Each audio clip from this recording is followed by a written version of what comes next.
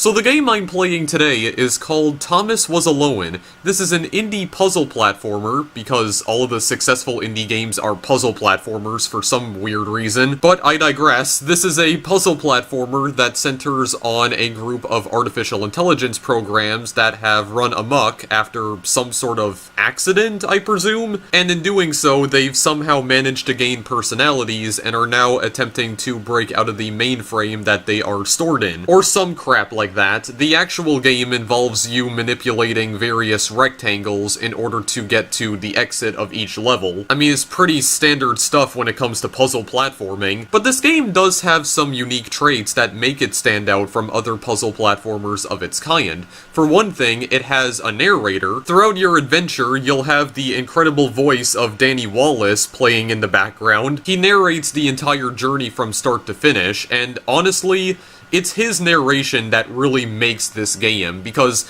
if it wasn't for his narration, I really think that this game would have just been marked off as another generic run-of-the-mill puzzle platformer. Thomas Was Alone is an indie game that I heard a lot of great things about over the years, because I've known about this game for a very long time. I just never got around to playing it, and honestly, I'm glad I did finally give it a shot, because I've been enjoying the hell out of this thing. And even though it is pretty old now, it came out back in 2012, I still want to share this game with you guys today, because this truly is something special. But before we get into the game, here's a brief history lesson for you. So Thomas Was Alone originally began its life as a simple Flash game, developed in just 24 hours for a game jam back in 2010. I'm not sure if the original Flash version of this game is still available to play. It was later removed from Congregate after the game's developer, Mike Bithell, decided that he wanted to try and expand on the game's concept, and that expanded project eventually saw a commercial release in June of 2012. The game was exclusive to PC for a fair amount of time, but it was later ported to PlayStation 3, 4, Vita, iOS, and Android. I think there was also an Xbox One and Wii U version released. The PC version was developed and published by Mike Bithell's own studio, Bithell Games, while the console and handheld ports were published by Curve Digital, who most of you probably recognize as the publishers of indie games like Human Fall Flat and Hue, and the mobile ports were published by Bossa Studios, who are of course best known for developing all of those silly physics-based games like Surgeon Simulator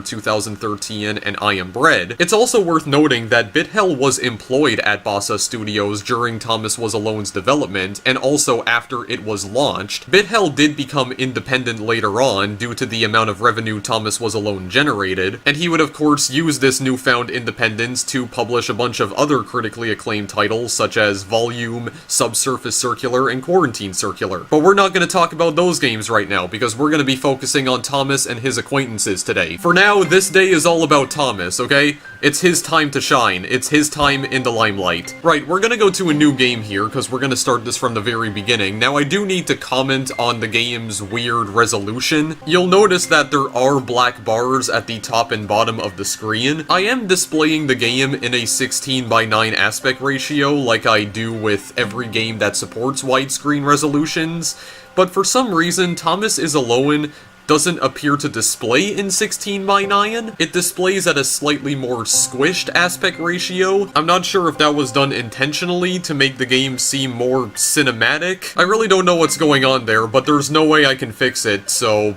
you guys will just have to deal with it, unfortunately. But for now, let's just get into the game and enjoy this little adventure. Not the whole adventure, though, because we're not gonna have time for that. But anyway, let's just get into a new game here. Oh, wait, do I have to press spacebar? Yes, I do have to press spacebar. Okay.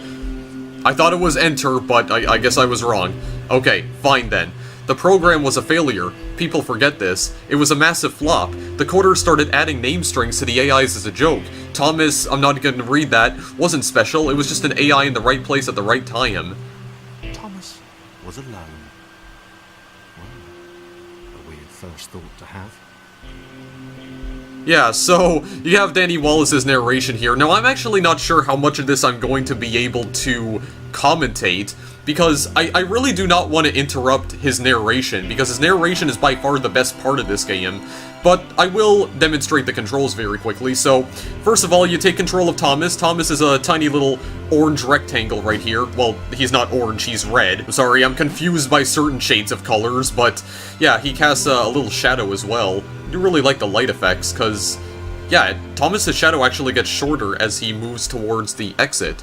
I never noticed that before. So you simply use the arrow keys to move, spacebar to jump, and that's all that Thomas can really do. The music in this game is also very lovely, by the way. It reminds me a lot of the soundtracks to some of the Bit Trip games, I find. The soundtrack starts throwing in some chiptune melodies in the later levels, and it really gives me a Bit Trip vibe. I'm not really sure why, but I guess it just has a similar feel or a similar sound. Right, so I decided to turn up the game audio a little bit just in case you can't hear the narration. I really hope you can, because this is like... it's the best part of the game for sure. I can't really describe it in words. It's just fantastic. Okay, so we have to go down this way. And also, I don't remember when he starts talking here. Is it right? Okay. To start listing his observations for posterity. 1.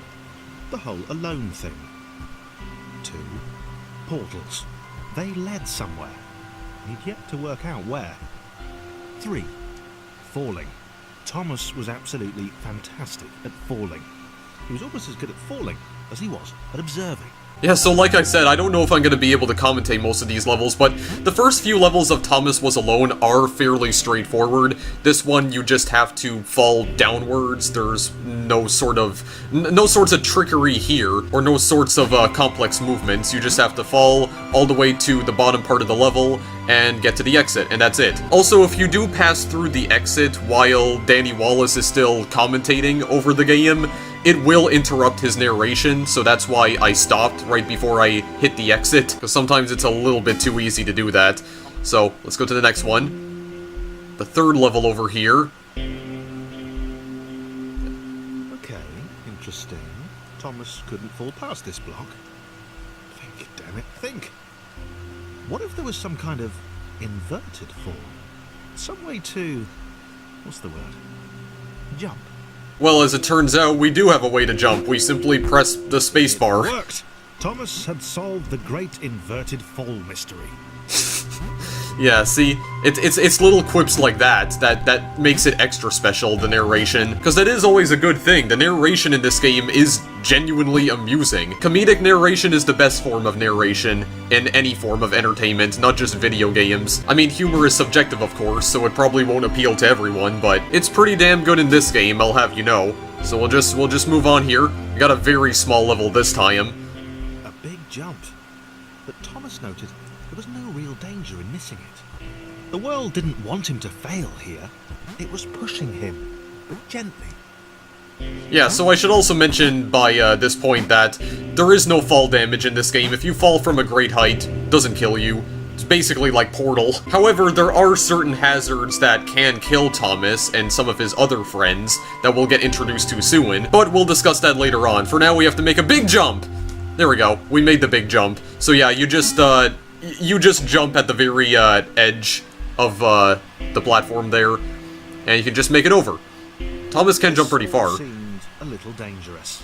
The world was not to be trusted. It was unstable, and it seemed to Thomas that it could let him down at any moment.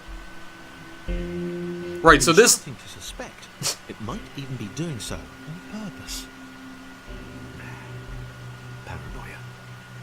Okay, so as I was saying, yeah, so this is the level where it starts introducing you to hazards. So this is water. You will drown in the water if you fall inside of it. There will be at least one way that we can circumvent this issue in later levels, but we're not going to talk about that right now. I should also mention that some of the levels in this game contain these little collectibles. The collectibles are not really useful for anything aside from 100%ing the game, and they will award you an achievement once you've collected them. There is a collectible in this level. It's at the very leftmost part of the level in the water, so you're pretty much forced to make a suicide jump in in order to obtain the collectible, but if you end up dying, the collectible doesn't get reset. So once you've nabbed it, you get to keep it permanently. So let's move to the right, and then the entire level is just disintegrating. So we have to just keep on running here, otherwise we will fall into the water. There we go. A fairly simple level. Now we have to make our way upwards. And, yeah, here we go. Whether the portals were actually taking him anywhere. He felt like he was making progress, but there wasn't really any way to know. He seemed to be moving predominantly up and to the right, which might, or might not, be important. Yeah, so this is another fairly straightforward level, so you just have to jump up these little stairs right here, and then you have these tiny platforms, you jump from left to right, and then you make it to the exit. The levels get more complicated later on, so just trust me. It's a bit of a slow burn at first, okay? It's pretty slow, but it starts picking up later on. It have been paranoia again, but Thomas could have sworn the world was becoming more complicated. It always seemed to be one step ahead of his skills. Yeah, so in this... Being designed just for him. He wondered why. Was the world testing him? No. Too obvious.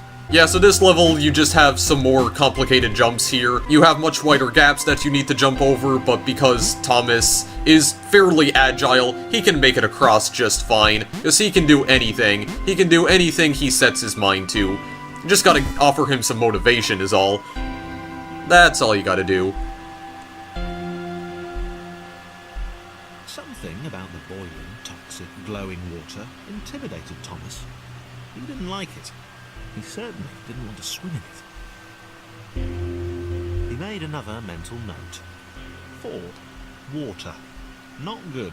To be avoided. So now it's telling us that we can pass through respawn points to save a character's progress. So this right here is a respawn point, so now, if we fall into the water, we'll just respawn at this checkpoint. They can prove useful in later levels, but to tell you guys the truth, Thomas is Alone is not the most complicated game in the world. It's actually a pretty easy game overall, even in the more complicated levels. I might as well talk about the game's progression while I'm trying to complete this level, unless Danny Wallace interrupts me again, which honestly I wouldn't have a problem with, because his voice is amazing. Actually, I'll talk about it once I get to, the next level here, so let me just go inside, yeah, let me just load this level first and then we'll discuss it. The loneliness was getting to Thomas.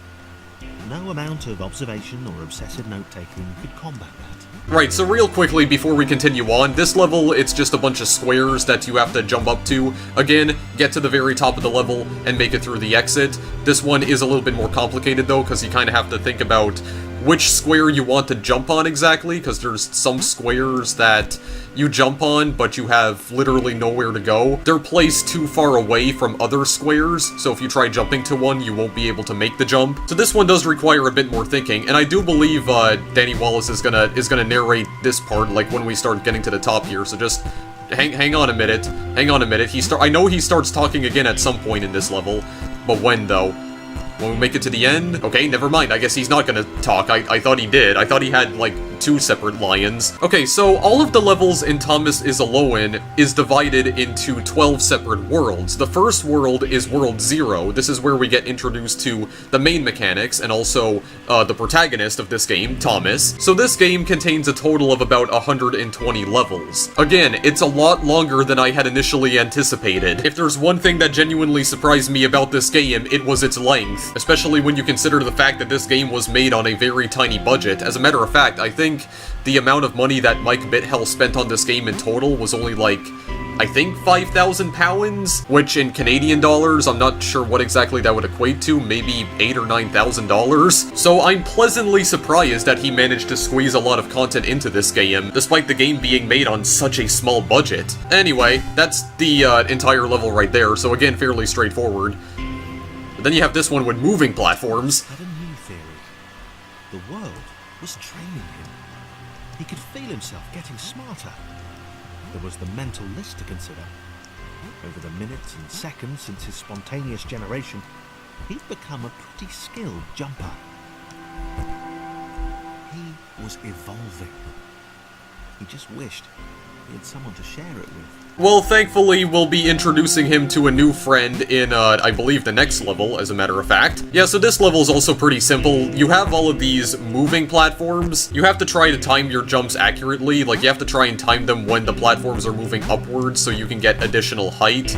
They seem to be pretty spastic in their movement, but it's not too complicated, especially when some of these platforms reach near the ceiling, so you can get a huge amount of airtime from that. But yeah, we made it. Oh god, please get me back up there. Hey, platform, move back up, please. Okay, that works too, I guess. Not entirely sure how, because I wasn't exactly within the rectangle, but whatever. So that's it for World 0. I submitted hundreds of bug reports. I told that idiot this would happen. Overlapping scripts. More than one AI was bound to be spawned into an environment at some point. Turns out I missed the point. That little error changed everything. Chris took an immediate and deep dislike to the skinny red rectangle. Who the hell did this Thomas think he was? Yeah, so this is Thomas's new friend, which apparently his friend seems to despise. I know they don't seem to be on really good terms right now, but they will be soon. So this also introduces us to another mechanic. We can now switch between characters. We can use either the Q and E keys to switch between Thomas and Christopher, or just Chris for short. He is simply referred to as Chris in the later levels. If you're using a gamepad, you can also press the L or R buttons. So we have to get Thomas into this rectangle over here, and then Chris needs to use him as a stepping stone in order to make it to the left side and go into that tiny square. Yeah, so Chris is an actual square, Thomas is a rectangle. Chris had been doing fine. He wasn't the highest jumper, but he'd held his own. He'd even been graceful at times. Well, not technically graceful, probably the wrong word, but you know, fine. There was that skinny little runt leaping about like he owned the place. So now that we're getting introduced to new characters, I should mention what Chris's unique traits, or I guess in this case weaknesses, are. Chris cannot jump as high as Thomas. As you can see, we've hit a bit of a roadblock right here because Chris cannot jump high enough to make it over this platform. So now, what we have to do is that we have to leave him alone for just a little bit. We have to bring Thomas over here. Oh yeah, also in this level, the walls cave in on themselves, so they just kind of move around. But they do clear the way for you. They won't kill you if they end up hitting you. But they are a little bit scary at first, especially that one that just comes directly at you at 1,000,000 miles per hour. But now we've made it up to where Chris is. So again, we can use him as a stepping stone, or we can use Thomas as a stepping stone in order to make him over there, or to get him over there, I should say. And Thomas can jump up high enough in order to get atop this platform, but we don't actually want Thomas to go back down because we want to take him over here now, because he needs to go over here because this is his exit. And then we need to bring Chris all the way down to Thomas's spawning location in order to get him to his exit. And that's pretty much it for the level. Yeah, sometimes the camera has a difficult time keeping up with the characters too, because it doesn't move very quick. It has a difficult time panning when the characters are moving really fast. Okay, this was more like it. A glowy white thing. Only Chris could get to it, which of course made it all the more enticing. What would it do? What new opportunity might this switch open up to him? So now we're getting introduced to switches. Chris can only hit this switch because Thomas is too tall to fit into this little crevice, this little crawl space, I guess you could even call it. So Chris is gonna hit the switch, and we have some stairs that appear. But now, this also presents another challenge because Chris is not tall enough, or he can't jump high enough, to actually make it up the stairs, so we need Thomas to help him out. So we have to alternate between having Chris stand on top of Thomas. Another chance for Thomas to jump slightly higher than Chris. Fortunate. Seriously, this made the whole switch pressing thing entirely worthwhile. Yeah, but as I was saying, yeah, you need to use Thomas as a stepping stone the entire way. So you alternate between having Chris stand on top of Thomas, and then Chris can make it up the steps, and Thomas, of course, can just make it up normally. Chris needs Thomas's help in order to get up there, because he can't do it on his own. You need help. You need friendship every once in a while. Cooperation. Collaboration. Was this good? Because on the surface, it did not seem good. Chris was pretty scared. Well, Red seemed fine, happy to be on his merry little adventure. Chris couldn't shake the feeling that things had taken a significant turn for the worse since Thomas had joined him. Sure, he'd been able to piggyback his way to ever so slightly higher platforms, but where had that got him? Well, to ever so slightly higher platforms, which was sort of his point. Right, so this time the roles are reversed, because now Thomas can't jump high enough to get to that switch, so he has to use Chris as a stepping stone. Chris can help him up. Here we go. Now we're gonna hit the switch. Very nice. And then the walls cave in on themselves again, and this little platform is gonna open up, this little entrance, and then we can just fall down. Yeah, we can also switch to other characters as they're falling. You can do a bit of multitasking in this game. Well, I mean, you pretty much have to do some multitasking in the later levels, because that's how complicated they get. It got a bit of complicated jumps right there. The most complicated we've seen so far, but I do believe it gets even worse than this. Then we have to just go down Chris's path. We can just continuously jump over here. It's not actually that difficult, but they do get a bit worse later on. So then, this level, World 1-5. Chris stared at Thomas with pure hatred. He seemed so very happy at their situation. Friends together, a brave fellowship of quadrilaterals on a quest for greatness. That would be fine. But it was all the obvious observation that Thomas was doing which grated. Every time they saw something vaguely new, Chris would hear a satisfied little from the vaulting idiot. He hoped the next portal would split them up, if only for a few levels. So in level 1-5, Thomas can only make it to this little island right here. He has to hit the switch, it'll bring the platform closer to him, Chris can take a ride on it, and then we can just make it over to the... I'm not sure what the hell happened there, but yeah, Thomas and Chris can both take a ride on the now moving island, and we just make it to the respawn point. So if any one of us dies, we'll just respawn right over here, because I think, yeah, Chris will also come back here too.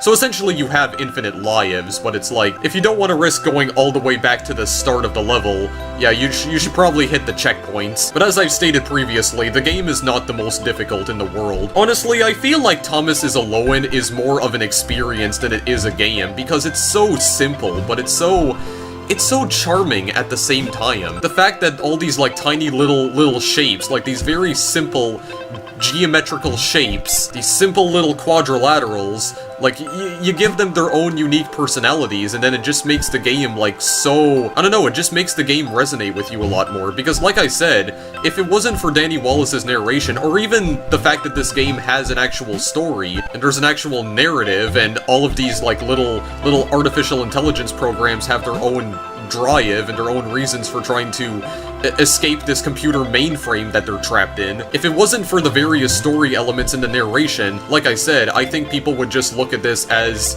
a pretty bland puzzle platformer overall, because there's nothing really unique about the game itself. Like I said, it's pretty standard fare when it comes to puzzle platforming, but it's like the narration combined with the story, it's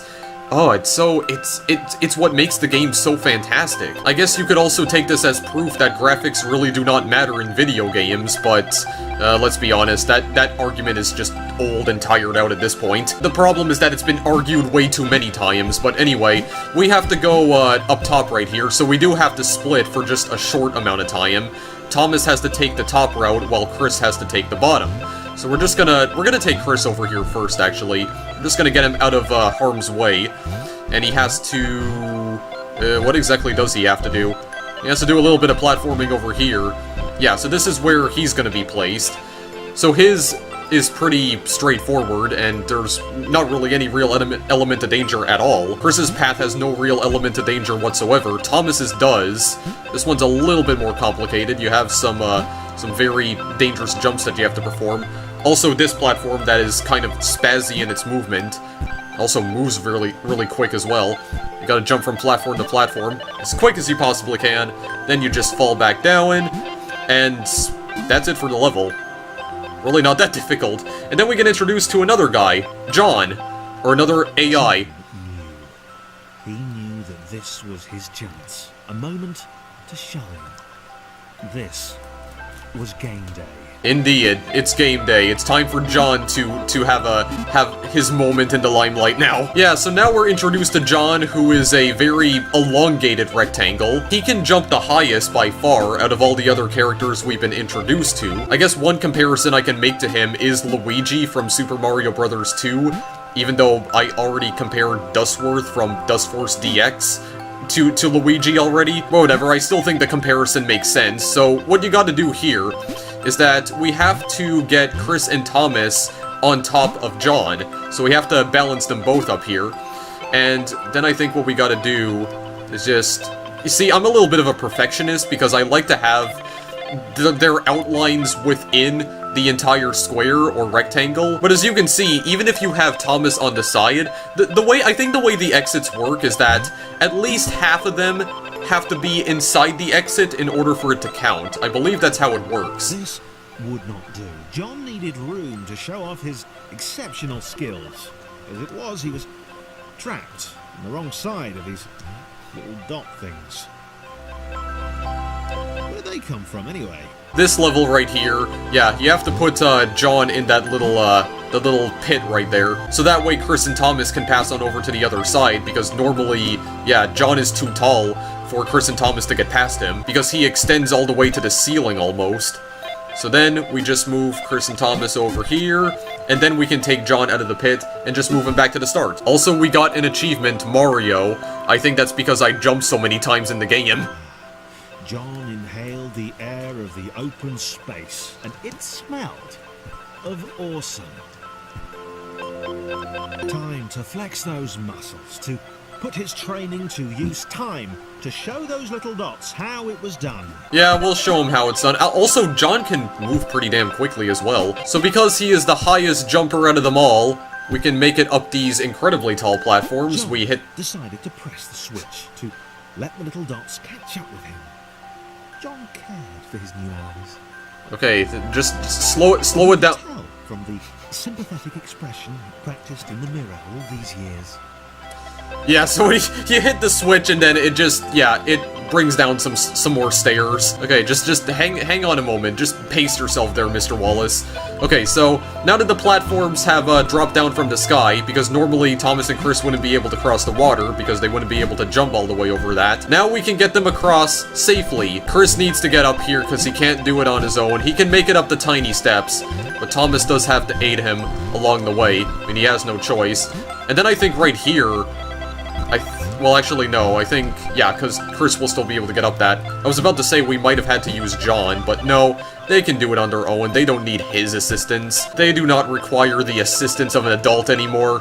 They're growing up. They're learning to become independent, to solve problems on their own. What a bunch of brave little quadrilaterals. See, this is what I mean. Like, normally I wouldn't give a shit about the well-being of a bunch of simple shapes, but it's like this game is so charming. Like, it's actually making me care about a bunch of random shapes. I don't understand this. It's such a bizarre feeling, because I haven't cared for any characters this much since when I played, like, One Shot. This is incredible. Like, I can't explain this feeling. It's so weird. It's peculiar. But anyway, we have to go all the way down. Have to go to the very bottom of the level. I believe Chris can make it up here, and so can Thomas. Chris is not going to be able to make it up that, though. Yeah, you can also see the characters that you're controlling in the level at the bottom right-hand corner of the screen, and also see the one that you are currently controlling. That's what the tiny arrow represents. Actually, was it a bad idea to let Chris go on ahead like that? Because I think... Oh no, Thomas can still make it out. Okay, that's fine then. Yeah, by the way, there is normally a collectible right up in this corner. You can use John in order to collect that pretty easily. So right here, we have to get Chris into this little crevice right here. Very nice indeed. And then I believe... Yeah, we're gonna have to use John in order to get Thomas over this. So he wouldn't normally be able to. And then John can just jump across it because he's so athletic. And that's it. That's it for that level. So, what are we on right now? Yeah, we're almost at the end of World 1. Okay, so I think what I'm gonna do is that I'm gonna try and play the entirety of the second world, and then maybe after that we'll end the video, because I think I've been playing this for a pretty long time already. I've been spending most of my time on these levels in particular, just because I really want you guys to listen to the narration, because it's absolutely fantastic. Now, I think right here you have to use, yeah, Thomas and Chris, because John can't get up there normally. I don't know why they bounce like that. He felt it was important to his image that he was seen to help the little guys. Right, so raise that platform a little bit, and then John can make it down that little crevice. Then we just have to move Chris and Thomas through it. You can't have them standing on top of one another here.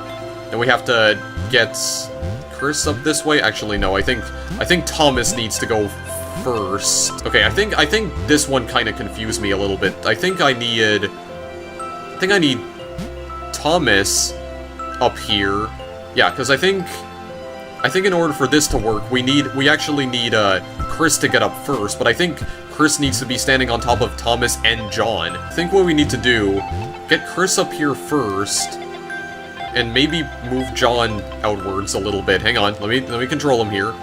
And then, like, yeah, move Chris to the side. Okay, well, don't move him that far to the side. Just like this, and then we can still move along with John balancing on top of them, or balancing them on top of his head. Yeah, then Chris can get up, Thomas can get up, and then John can. And then for these steps, Chris will have to get aid from Thomas again. Pretty straightforward stuff. And then over here, yeah, I believe we're gonna have to get John again. Yeah, so this is around the point where the levels start becoming a little bit more complex, because now you really have to put John's skills to good use. So you have to get Chris up first, and then you have to get Thomas up, because I don't think, yeah, Thomas can't jump up there on his own. Again, it's the same case for getting up these steps, and then there's this little platform that rises upwards. I think, can I make John jump up there first? No, I can't. Okay, well, first just get the other two guys up here for just a moment.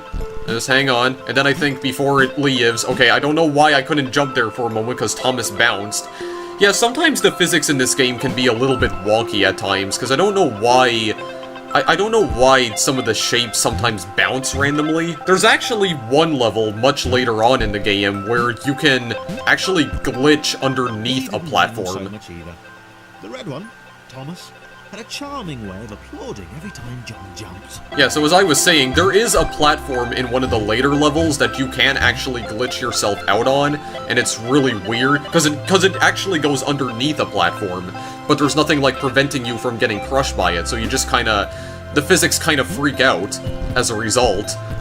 Okay, and then we're just gonna move everyone off the boat. Hurry up, Thomas. Okay, there. He was able to get off before it left again. Now I'm just gonna very gently go. Very gently get Chris up there first. Thomas almost fell down. Then I think I'm gonna have... The angry orange one was less immediately likable, but his unremitting cynicism and tutting amused John. Yeah, so we're gonna try and get Chris up here first. Yeah, we're gonna get Chris up here because I think that's the most important part. Most important part is that we get these guys to safety. Here we go. This might work. Actually, this might not, because I already didn't get enough height for this. Yeah, I get enough height for that, though, when John's helping. Okay, so that's Chris, and then Thomas. Will you stop bouncing, Thomas? Please, good lord. You're all fidgety today. Relax. You have some friends here to help you, okay? You're in good company. Just stay calm. A floating target. This would require coordination, balance, and timing. And you're right, it would. John was sure the dots would be lost, but he was happy to guide them to triumph. Well, he is right. This would require coordination, precision, and balance, but that still doesn't change the fact that it's still a pretty straightforward level. Yeah, so just get Chris up here first. He has to go down this way. The dots were for. They were there to extend John's reach, to make his performance even more impressive. John liked the thought. He decided to keep them. Yeah, so Chris takes the bottom path, we just use John as a stepping stone, he stays right there, then we fall right in that exit, the one that's floating, and that's it for World 1. And then we should have another, quote. The initial group possessed simple variations in size and strength. More complex configurations were inevitable. As the errors spread, these variations became increasingly extreme. So, this was how Claire would die. She knew it would happen eventually. She was rubbish at jumping, and she moved slowly. She felt a little like her continued existence was breaking some kind of natural order. The crumbling pillar was a dramatic death, she supposed. Wait, what? Claire couldn't shake the feeling that she was not, in fact, dead. It was at that moment that Claire realised she had superpowers. One of the best lines in the game by far, honestly. She'd need a cape. There was no getting around that. You couldn't be a superhero without a cape. Claire didn't want confusion. If you saw a cape, that made matters clear. You knew what you were dealing with. Claire was all about communication. And, you know, floating in water, which was her superpower. Okay, so now we're introduced to another new character, Claire. So Claire is a gigantic blue square who can float in water. She has enough buoyancy to be able to do that. So John is here with her. We have to get her up this platform using John. Thankfully, yeah, Claire is so wide that she can just cover up these little gaps. And actually, I believe we can do this. Yeah, we can just take John over the gaps. You can also just make John jump over the gaps if you prefer. That is still a viable strategy to beating this level, but having John right on top of her is just a lot easier. Also, don't think about that sentence too hard. Just please do not. So now we have the entire gang here. Fear not, my skinny friends, for I am Claire, and I will save you. Claire needed to come up with a superhero name as soon as possible. Claire was rubbish. Yep, so in this level, you have a giant pool of water. Just have to help Thomas and his friends get over the water. Also, I saw Thomas moving across Chris right here, and I don't want him to fall. Again, everybody just get off the boat. Just get off the boat and make it to safety. Just put them right here. Oh, wait. I have to switch over to Claire here. Very good. Very good indeed. Honestly, that's one of the easier levels in the game, but still. Like I said, Danny Wallace's narration makes things so much better. Claire arrived just in time. It was, of course, the perfect moment for superheroes to arrive. The gimmick here is that the water is rising rapidly, and I do believe Claire will get crushed if I don't, if I don't get rid of that wall. But I also have to... I have to essentially use her as a boat for Thomas, because the water begins to rise a lot more rapidly. This is the start of some of the levels that possess a real sense of danger. Claire vowed to save this little rectangle in as many restarts as it took. Yeah, so this is one of the first levels to possess a true sense of danger. Yeah, there's also a collectible over there. If Thomas would make a good sidekick. Or was she more the lone Avenger type? She'd like that. Sole hero in a world of rectangles and conveniently placed pools of toxic water. Yeah, there was a collectible down there that I think I had attempted to collect off screen, but yeah, just not worth the risk. You might have to die in order to collect that one. I'm not really sure, but moving on. Yeah, we don't have Thomas with us here, though. So once again, we have to put John in this crevice. I think... Hang on a second. I think we want Claire over here first. Yeah, we want Claire over here first, then get Chris up. Chris is not going to be able to jump over Claire, so hang on, well, actually, he's not going to be able to jump over John. So, hang on a moment. Let me just move some people out of the way. The staircases were a bit of a fixture here. Claire wondered why the world made it so difficult. Okay, so just get Chris up here first. Hang on. I have to try and figure all this crap out here. Yeah, so we have to use John as the stairs, essentially. Fit him into these tight little gaps, and get everyone across, including Claire. John is, John has a lot of strength. He can lift a lot of weight on his shoulders. He's a good friend indeed. A very good friend. Very nice. So we got everyone across, then we can just put everyone on the platform. Hopefully Claire can come along for the ride. God, Claire just bounces all over the place. Hang on a second. Chris? Oh, damn it. Okay, fine. We'll just wait for it to fall back down. Good. Very good. John, go ahead. Chris has to stay over here, though, but just hang on a moment. Put Claire in the water because she can actually float. Chris can stay here for the time being. I think we may have to take John across. Yeah, John has to come along for the ride here. You have to take him over this way. And then Claire can just, or actually, is Chris gonna have to come over here? Actually, no, I think we need to make 2 trips, if I'm not mistaken. Yeah, I think we need to take Chris over here, actually, because I think Chris needs to help Claire get across John, because he's in the way. Yeah, that is exactly what we have to do, actually. So, Claire goes right over here. I think we actually have to move John out of the way, do we? I'm trying to think about how I did this before, because I know... Actually, I think John has to go over here, right? Yeah, hang on a second. We're gonna get Chris out of the way first. Claire has to go back around, and then just have John get out of here. John can stay behind, put Claire back in the water, and then have Chris ride along her. Yeah, and then just make it on back. So we have to perform 2 trips here. I was getting a little bit ahead of myself there. That respawn point is not necessary, just so you know.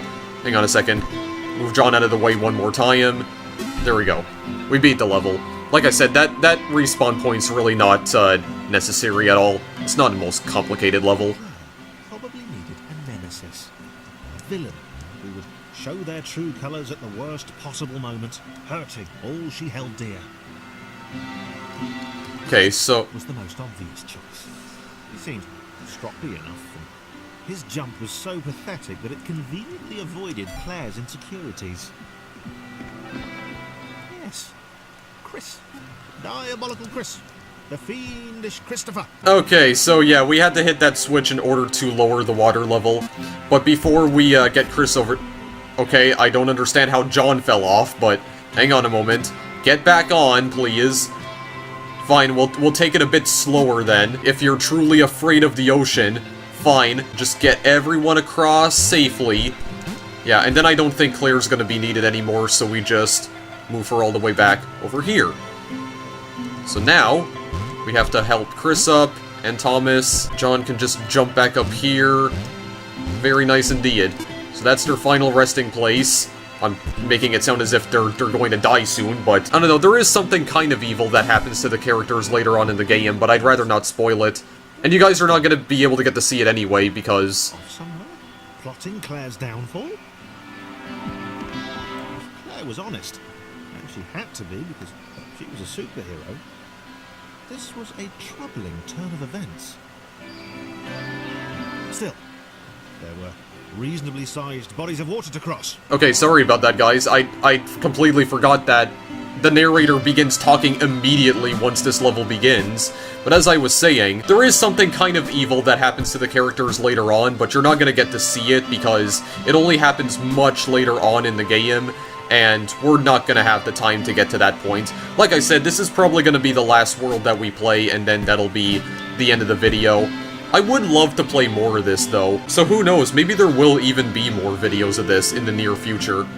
I mean, I really do love this game, so I could potentially do a full playthrough of this, because I haven't done, like, a proper playthrough of any game in quite some time. So who knows, maybe there will be more videos of this, but also, I'm wondering if maybe you guys would like to see a playthrough of this. Let me know if you do want me to make more videos of this, and I will deliver. But for now, I do believe we have to... Yeah, we have to get the entire gang over here, and then we're gonna fall down in this pit. I think we can just throw everyone down there, because I think they'll land. Yeah, they'll land fine, and I think we have to make these guys go ahead, right? Well, I'm gonna have to use Claire for some sort of platform, right? Or some sort of stepping stone. Oh, well, actually, maybe I don't have to. Maybe I can just use John instead. John and Thomas can both get over, right? Yeah. But then I'm gonna have to make Thomas jump over him first, because his resting place is all the way to the left, and then we just move Claire into the giant square, and that's it for that level. Alright, so this is one of the more complicated levels here, because the platforms are moving in all sorts of spazzy directions. Moving platforms over water, eh? Claire's newly heightened senses told her that there were multiple paths across, with various possible configurations of the little posse. Okay, well, get Thomas across first, but I think... Actually, do I need to have John ride Claire? I don't think I do. I don't think that'll be necessary. I mean, we can still try it, but it could be kind of difficult. For now, I think... Yeah, we'll just get these guys across, just like that. For this part, however, I do believe we are going to need Claire to guide them over that body of water. So you know what I'm actually going to do? I'm going to have Claire ride this platform up, just so she can jump over John. That somehow worked. Just barely, though. Alright, board the ferry, boys. And let's cross the river. Really well. Claire hoped she could get them all across. John was fully aware he could do this alone. Thomas hoped he'd never have to. Okay, so I am going to really try and think about this here. Yeah, there's an invisible wall blocking me off. I think I can just land on these platforms to get Thomas and John across. Actually, I could probably do the same thing with Claire. Yeah, I definitely could. Then we just have to get Thomas and John on top of Claire, and then we can move on to the next level. Very good indeed. It's all good. So this is where it introduces us to spikes now. Another hazard. Brand new one. And we only have Claire in this level, so we have to... Claire was alone. Which was odd. Because she wasn't meant to be alone. She needed to be where there were rectangles to save. Being the only superhero in a given space kind of defeats the object. Spikes? It was new. Claire avoided them. She decided they were most likely her kryptonite. Not the rubbish red kryptonite either, the proper radioactive green stuff. Yeah, so we have to be very careful with our movement through this level because there are spikes at, like, almost every corner. They will kill us instantly. I just want to demonstrate that there because I already hit a respawn point. But other than that, this is a fairly straightforward level. Just be very careful with your movement. This level requires precision. Gotta stay in the middle. That's it for the level. And then, the final level, we actually play it again, but this time we have Thomas. And also, some of the spikes move a lot quicker. So that's where this little body of water comes into hand, because we have to get Thomas across it. Well, actually, no. Thomas can just jump over that normally. Never mind, I'm an idiot. I'm overthinking this. We have to get Thomas through here. Deja vu. The world was repeating. And this time Thomas was here.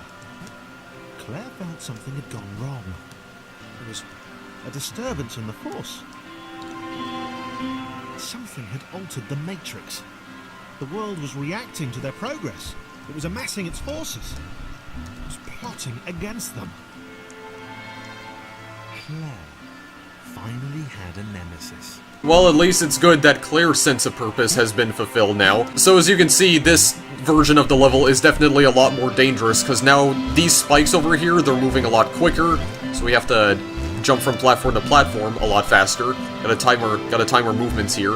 Oh, damn it. Hang on a minute. You gotta jump at this very... What in the world? Why did I just slide off the platform? Come on here. Very good. You gotta do that a lot quicker. Just hit that respawn point for now. Gonna bring Thomas up along here, because he doesn't need Claire's help. He will, however, require Claire's help right here, because he can't swim. Even in that, like, shallow pool of water, I think he'll drown. As a matter of fact, does he? Just want to try it out. Oh yeah, he disintegrates instantly. You're such a wimp, Thomas. You gotta learn how to swim at some point. Remember, you need to overcome some of these challenges yourself.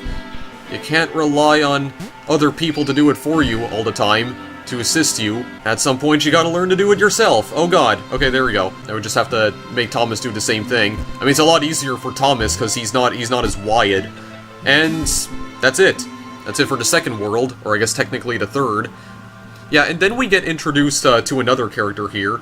I built protections into the system. When overlaps occurred, the world generated a splitter to remove the unwanted additionals. It's like a white blood cell. It investigates, it captures, and it removes from play.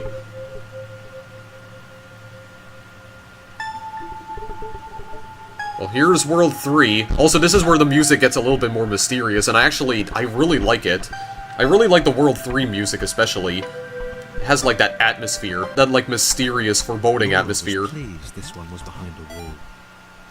Maybe he'd never know what she could do. Maybe they could just have a conversation. Hang out. As long as he didn't find out what she could do. Which would never happen, so long as they stayed separate. Yeah, so we're now introduced to a new character called Laura. Laura basically acts as a trampoline, so other squares can bounce off of her in order to reach higher platforms. Worry about the ominous pixel cloud. It had been following her for some time, and it had kept itself to itself until now. More important was the little orange thing, which was looking at her in a way that she kind of, well, liked. Yeah, so Laura's purpose here is that she's essentially a trampoline, so Chris can bounce off of her, and that's how he can reach that little square up here. Yeah, that pixel cloud will be important for something much later on in the game. Square, who had shyly introduced himself as Chris, bounced atop Laura. She began to worry that he was just using her like all the others had. They'd all bounced too, and then they disappeared when her back was turned. Yeah, so the whole trampoline mechanic also kind of acts as a metaphor in a way. The ominous pixel cloud ever remains, looking a little bigger and a little less hungry with every disappearing friend. Yeah, so the pixel cloud will be important for another plot point much later on in the game that we're not going to get to in this video, probably. I mean, the levels where it introduces Laura are pretty straightforward, so maybe I could complete these levels quickly. Laura found herself less and less irritated by Chris. She started to miss him when he wasn't there, on another platform or something. Yeah, so Chris can still bounce off of Laura, even on the edges. So you just place her right there, and Chris can still bounce off of her. So then we have to bring Laura to the top of this platform over here, I believe. I think this is what we're supposed to do. Yeah, because Chris can't enter that little crevice normally. He can't crawl through there, so he has to hit this switch first. Well, actually, he still won't be able to, but I believe Laura can go through it now. Yeah, she definitely can. So we're gonna bring her. What was up to? Was he missing her? He wasn't saying very much. Yeah, we're gonna bring her all the way up here. Can still use her as a platform. Actually, that's still not gonna give us enough height to reach the top path up here, which is the path that Chris needs to take in order to beat the level. There we go. It's some pretty simple stuff. Pretty simple stuff. Chris was in love. She was perfect. He had to tell her so. At some point, he would definitely tell her. Probably best to wait for a moment the large, ominous pixel cloud wasn't about there. Yeah, probably best to wait.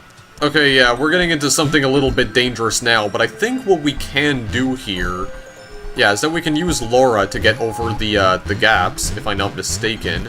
Yes, we definitely can. Yeah, we can just keep moving Chris around. Yeah, that pixel cloud's gonna disappear though. Yeah, it doesn't hang around in this level. Oh my god, I almost dropped Chris into the ocean. Yeah, so we can just have Chris and Laura continue bouncing over here. This is kind of the slower way to do this level. It still works either way, and this is actually not the path that I took through the level before, because I just had Chris jump over all of the pillars on his own. But it's a lot easier to do it when you're using Laura as a bridge, essentially. A bridge/trampoline. Yeah, and that's what this level mostly consists of. I mean, this level overall is pretty uneventful. Apparently, Chris and Laura seem to be, well, I don't know, Chris seems to have a crush on Laura, so the AIs appear to be beginning to develop their own unique personalities now. Like, they're really beginning to develop them, getting to the point of self-awareness. Pretty soon they will. Alright, so this level right here, I think it is possible to screw this level up royally, so hopefully I don't do it here. Because it is possible for one of the characters to get stuck. Chris was massively disappointed to run into the gang again.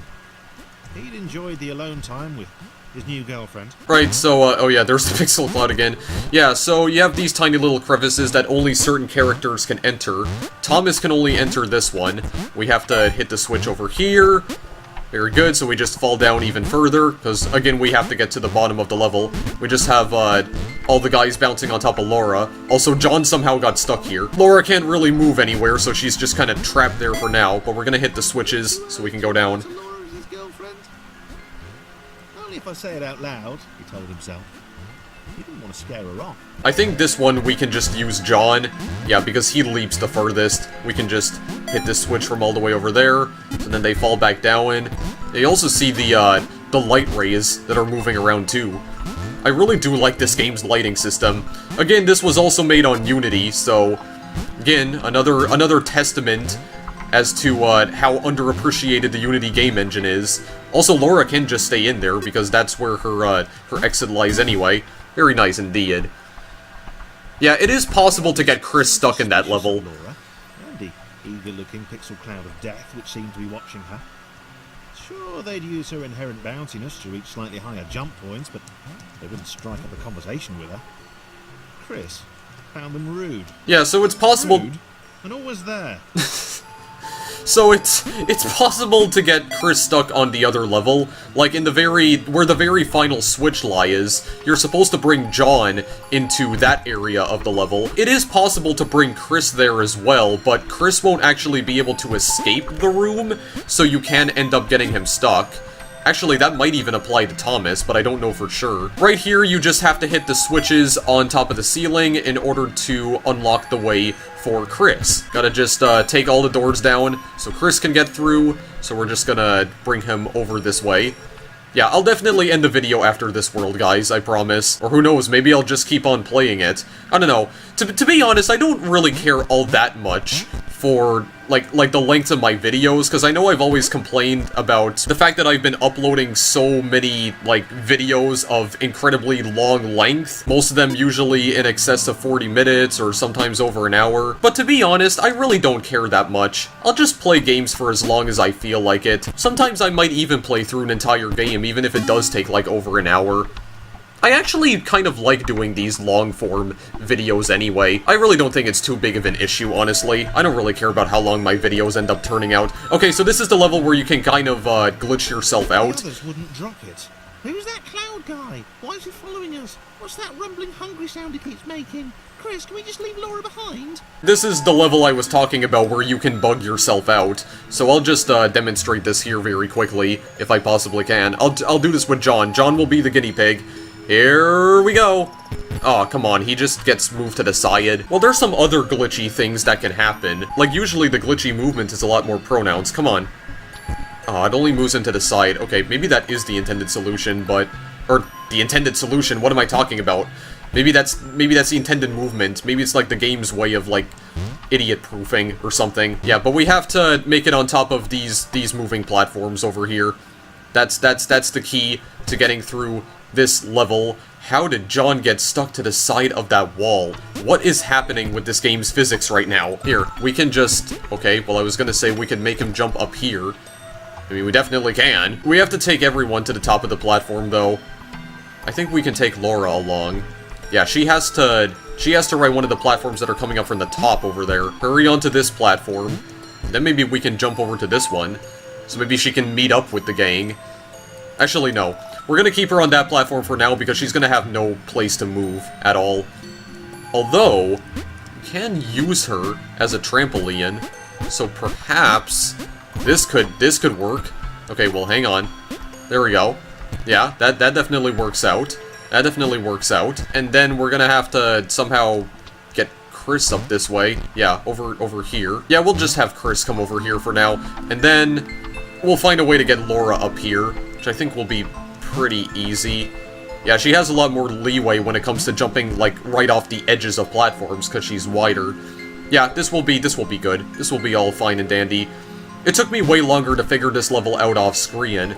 It took me, like, almost 10 minutes, because I didn't realize there was a way to get Laura up here. I thought she was just stuck down there. So, I'm not entirely sure what I want to try and do here. I think I want to get Laura on top. Oh.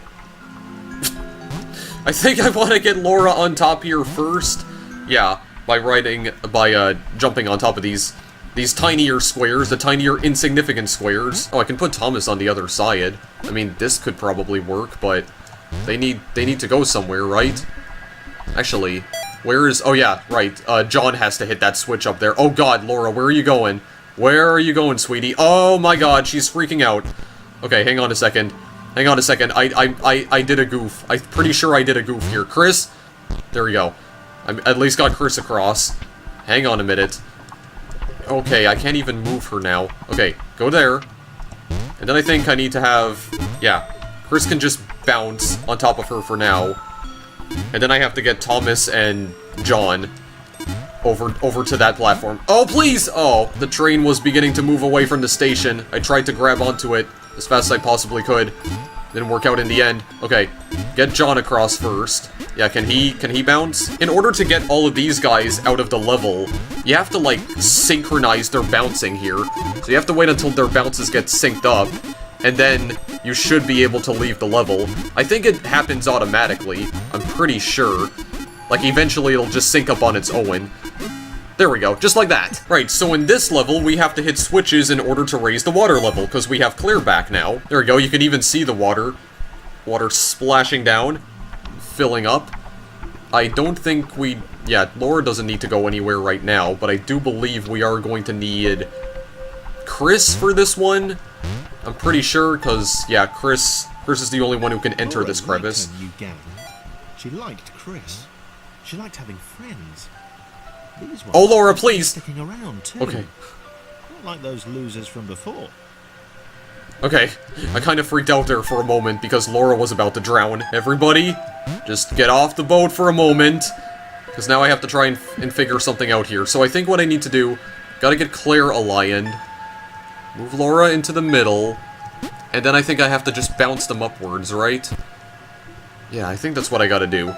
This is gonna raise the water level a little bit, though. That final switch over there, so I think what I'll do is that I'll just have all of these guys bouncing. Yeah, I think that's what I'm gonna do. This will probably work. I hope it works. Well, I'm gonna have at least one of these guys hit the switch, which I think it'll be John. If I can get John over there. Yeah, here we go. Hit this, and then I think John can just go over... Well, actually, no. Move him out of the way for just a minute. Just a moment. Yeah, because the water level's only gonna rise to that level. Actually, no, we're gonna want John back down here. We're also gonna want Laura over here, too. Move her right here. She's still inside the exit anyway. I think Claire can just move to the side and go to her exit. I think this is another one of those instances where, yeah, Thomas is gonna have to get on top of John, and then Chris. Actually, that's not even gonna work at all, is it? Okay, let me think about this for a moment. Maybe we have to get Laura on top of Thomas first. You know what, John? Go over there with Claire for a moment.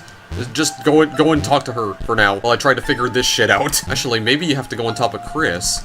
Well, no, because Laura can't jump that high. Okay, wait a minute. You need to get on top of John, I think. But then how's Chris gonna get up? Wait. You go there. Can you still make it up? Okay, yeah, you can, Chris. Okay, cool. Cool. So this does kind of work. Okay, that will actually work. Okay, we figured it out, guys. We're done with this level. We are through with this level, then. Right. Gotta use Chris and Thomas as stepping stones. How many times have I said stepping stones in this video?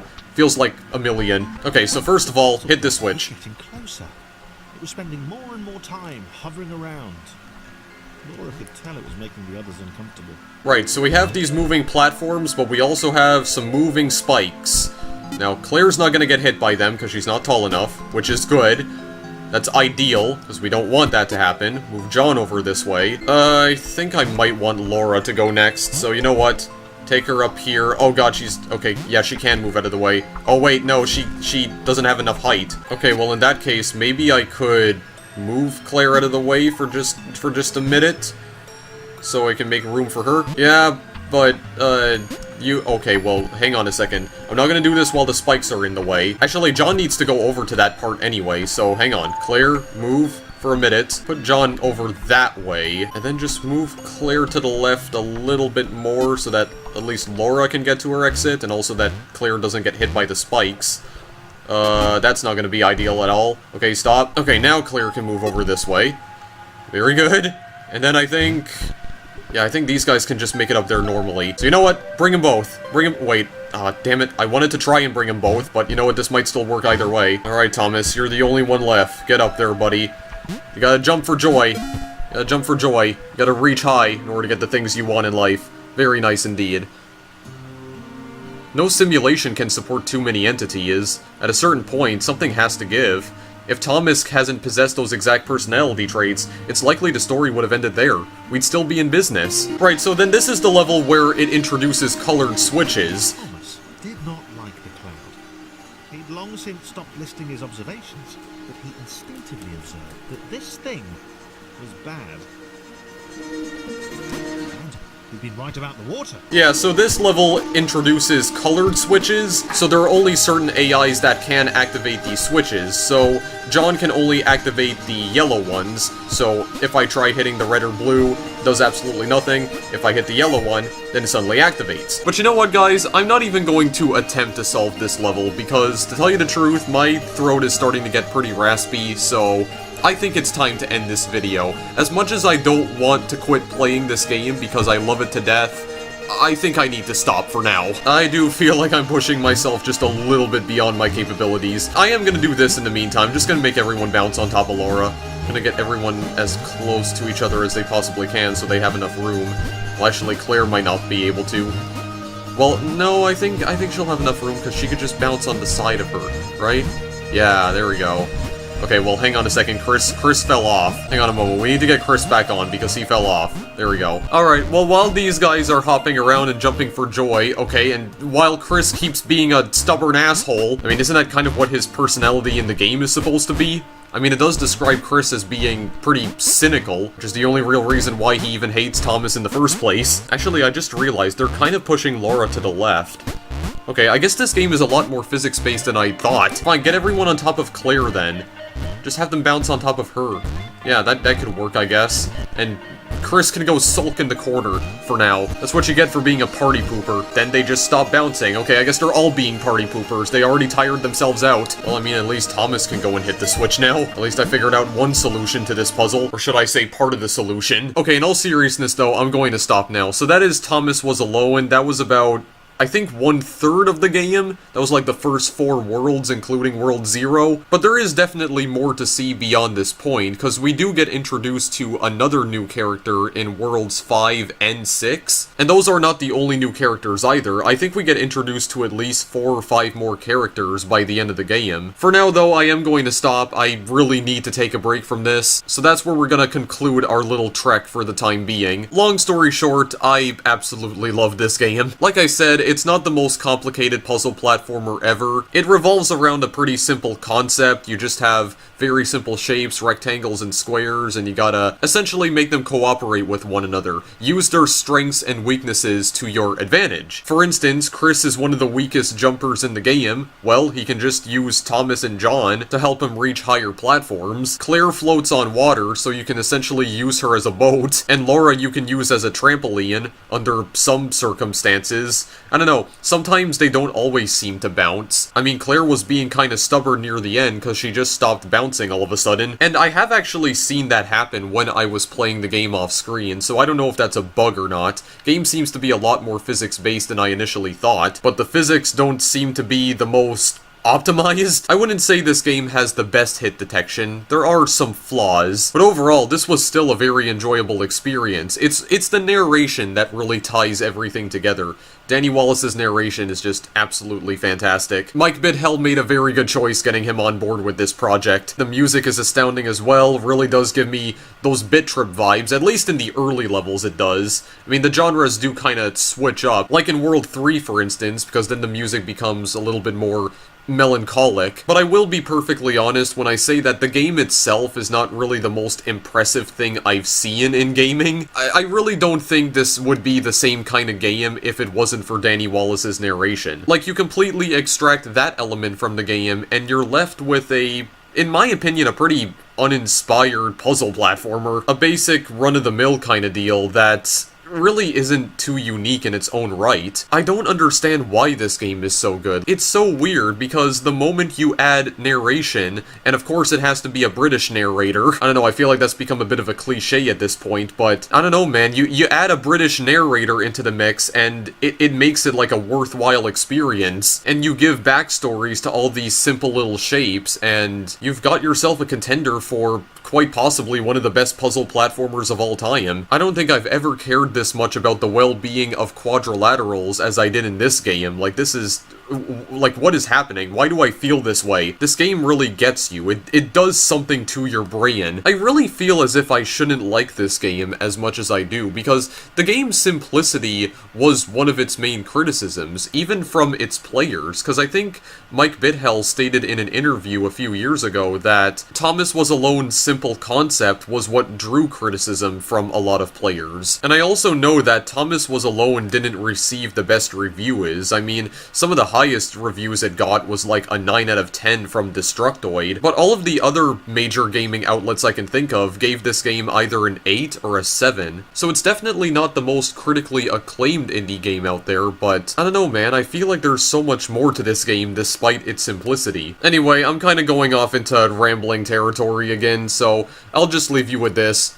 go play Thomas Was Alone. It's a fantastic game. This game is truly mesmerizing if you can get past its simplicity and also a few memes here and there, because Thomas Was Alone does make references to, admittedly, some pretty old and pretty much dead internet memes, or at least they are dead at this point, because you have to remember that this came out back in 2012. This was back at a time when it was cool to make references to memes in indie games, or just any form of entertainment for that matter. But if you can just ignore all of that somehow, I think you'll be in for a one-of-a-kind experience. It also helps that the narration has a dash of humor in it as well, so that's definitely a plus in my book. Anyway, this is the point in the video where I provide some links to you guys now, so if you want to purchase this game, it's available on a multitude of platforms. There is PC, of course. As I mentioned at the beginning of the video, it's also available on PlayStation 3, 4, Vita, Xbox One, Wii U, iOS, and Android. Go purchase Thomas Was Alone and help him on his quest to find his true purpose in the world. And then he and his friends can go on to destroy humanity, because isn't that normally what artificial intelligence does when it becomes sentient? Who knows, maybe Thomas and the other AI programs have ulterior motives. I don't know, I'll have to find out for myself, because I haven't played through this entire game yet. And like I said, let me know if you guys want to see more videos of this, because I would really like to play more of this in the future, possibly, but I'd also like to know if you guys would prefer to see more of this game as well, given the fact that it is kind of old now, and Mike Bithell does have some much newer games out. But do let me know if you wish to see more of Thomas and his shenanigans, and as always, thank you guys for watching, and I'll see you in the next video I make. Later!